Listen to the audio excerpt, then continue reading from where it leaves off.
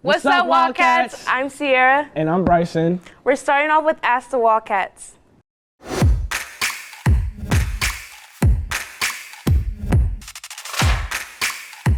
And the question is, what's getting worse as you're getting older? Probably figuring out who's supposed to be in your life and who isn't. I'm so real for that. My grades haven't really been putting into focus. It's gotten worse, but yeah, gotta get hopefully get better. Gonna get better. Mental health, but it'll get better. I would say people. Life. That I'm growing up. I agree with all you guys. The worst part about getting older is that you get tired more because you have constantly, you have responsibilities now. I agree with what she said. Okay, thank you guys. Probably the schoolwork and just friends and relationships at school and outside, probably. School, my grades. So both the school, academic stuff? Yeah. They need to treat people right. I think that's why I feel like the world's getting way worse because they don't know how to treat people right. Thank you so much. Bills. Honestly, just anything financially. It's getting worse. The pressure is getting worse. Because you think you can buy it, but you can't buy it. You have to save money, and that's the worst part. Or having adult money, but not doing adult things with it. Okay, thank you guys. Let's look into Mr. Mejia's first year here at Sunnyside.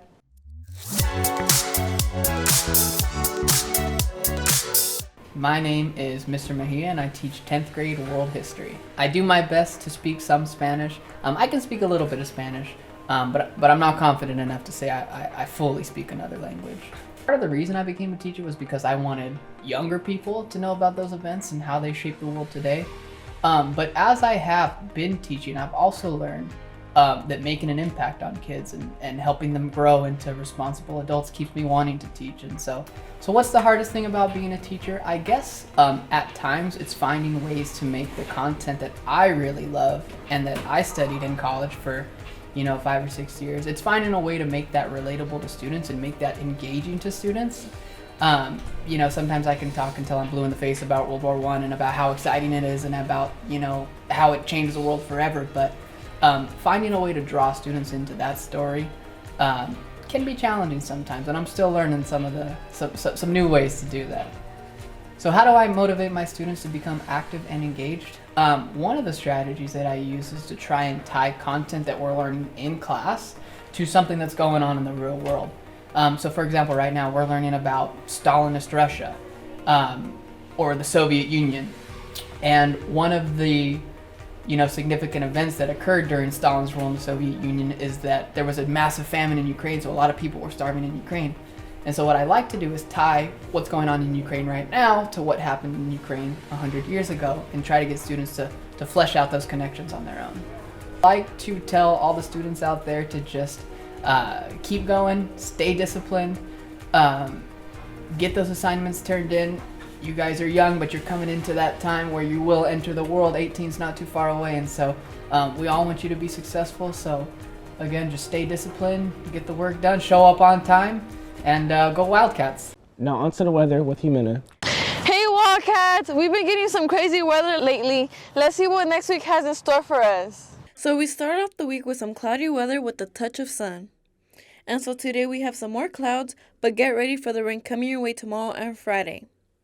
Coming up this weekend, we have more clouds, so bring your jackets and umbrellas. Hustle on over to Sports Corner Wildcats.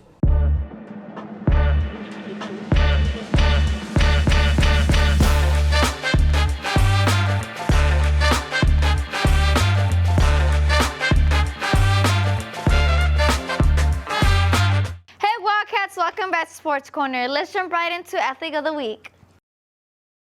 Our number one singles player and junior captain, Diego Patricio, powers through opening 4 league matches, a perfect 4-0 start. He gives 100% effort from practice court to the match court. Congratulations, Diego. Now let's jump right into our winter sports that were selected top 30 in the CIF Central Section Academics. Wildcats, please congratulate our winter sports teams that placed in the top 30 of the CIF Central Section Academic Team.